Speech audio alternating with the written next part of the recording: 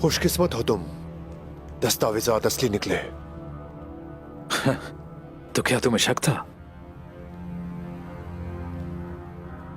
मैं तुम्हारा मकरूज हूं, लेकिन अंदाजा कर सकते हो तुम कि निकोला को अपने शकों के शुबहात खत्म करने थे। अच्छा, लेकिन निकोला का शक किसने दूर किया? सोना वसूल करने के लिए जब तुम उससे मिलोगे तो जान जाओगे। पिलातियुस, अब कोई शक नहीं होगा और ना ही गद्दारी होगी। मुझे अपनी खिदमत के बदले सिर्फ सोना चाहिए। गोकदोक, निकोला से दोस्ती सोने से कहीं ज्यादा कीमती है, ये समझ जाओगे तुम।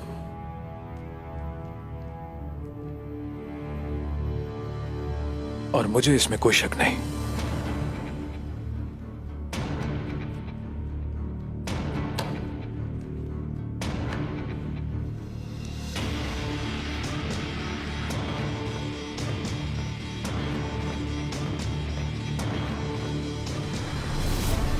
भाई, निकोला ने अगर इन्हें जब्त कर लिया तो? वो करेगा गोक्तो, जरूर करेगा। बल्कि तुम इसे निकोला के हवाले करना। भाई मैं? और क्या, तुम इन गैर अहम दस्तावेजात को निकोला के हवाले करना, ताकि ये जान सके कि उसका इत्तेहाद किससे। ऐसा ही होगा भाई, ऐसा ही होगा।